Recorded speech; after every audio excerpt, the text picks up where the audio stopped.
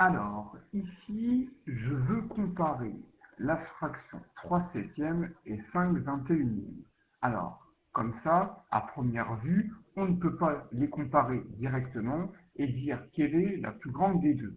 Alors, ici, la méthode, c'est qu'on va devoir placer ici ces deux nombres sur le même dénominateur. Ici, le dénominateur commun va être 21. Alors, au niveau de la méthode, alors, en cinquième, ce qu'on voit, c'est que le plus grand des dénominateurs est le multiple des autres, donc il va falloir chercher à écrire toutes les écritures fractionnaires avec ce plus grand dénominateur. Donc ça, c'est pour le programme de cinquième.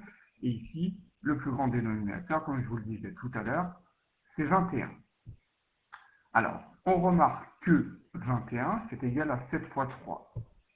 On peut donc écrire que 3/7, c'est égal à 3/7, mais on va multiplier le numérateur et le dénominateur par 3. Comme ça, 7 fois 3, 21, et on obtiendra bien une fraction ici, dont les dénominateurs seront communs avec 5/21.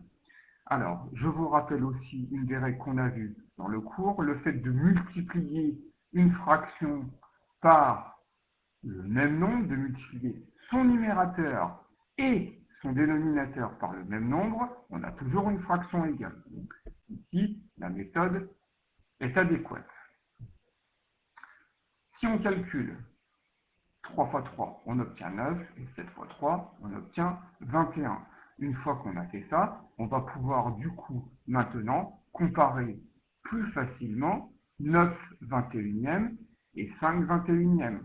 On aura ici des dénominateurs communs, donc il suffit de comparer les numérateurs entre eux. On voit que 9 est plus grand que 5, donc 9/21 sera plus grand, supérieur à 5/21. Et on pourra remplacer 3/7 par 9/21 dans les raisonnements suivants.